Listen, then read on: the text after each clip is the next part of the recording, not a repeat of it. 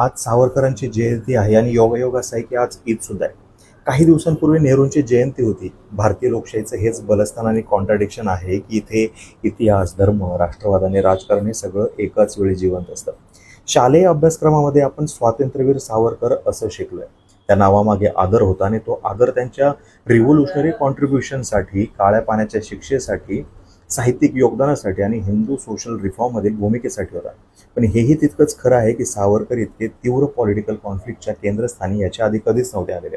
कारण काँग्रेसनं वैचारिक मतभेद असूनही सावरकरांना पूर्णपणे विलन म्हणून प्रोजेक्ट करण्याचा प्रयत्न केला नाही. नेहरूवियन हिस्ट्री रायटिंगमध्ये सुद्धा त्यांना फार मोठं स्थान दिलं गेलं नाही, पण त्यांची पब्लिक इमेज उद्ध्वस्त करण्याचाही प्रयत्न झाला नाही बघा. 2014 नंतर भारतीय राजकारणात एक मोठा आयडिओलॉजिकल शिफ्ट झाला. भारतीय जनता पक्षानं सावरकरांना केवळ फ्रीडम फायटर म्हणून नाही तर काँग्रेस नॅशनलिझमला आयडिओलॉजिकल अल्टरनेटिव्ह म्हणून उभं केलं. Savarkar versus Nehru, Hindutva versus secularism आणि काँग्रेस वर्सेस नॅशनलिझम अशी एक नवी पॉलिटिकल फ्रेमवर्क तयार करण्यात आली.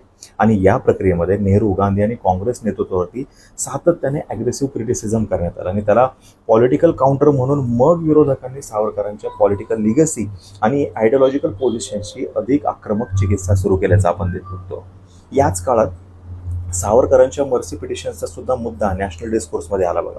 याआधी हा विषय प्रामुख्याने अकॅडमिक डिस्कशन्स आणि हिस्टॉरिकल सर्कल्स पुरताच मर्यादित होता, पण जेव्हा सावरकरांना राष्ट्रवादाचा सुप्रीम सिम्बॉल म्हणून ॲग्रेसिव्हली पुढे केलं गेलं तेव्हा त्यांच्या संपूर्ण पॉलिटिकल जर्नीची स्क्रुटिनी होणं हे अपरिहार्य होतं. पॉलिटिक्समध्ये जेव्हा एखाद्या व्यक्तिमत्वाचा वापर सिम्बॉल म्हणून केला जातो तेव्हा त्याच्या गौरवासोबत त्याच्या कॉन्ट्रडिक्शन्सही पुनर्मूल्यांकन सुरू होतं.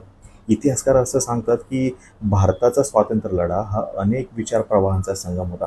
गांधीजींचं मास मोबिलायझेशन, नेहरूंचं इन्स्टिट्यूशन बिल्डिंग, भगतसिंग यांचं रिव्होल्युशनरी रॅडिकॅलिझम आणि सावरकरांचं कल्चरल नॅशनलिझम या सगळ्यांनी मिळून तेव्हाचा भारत घडवला.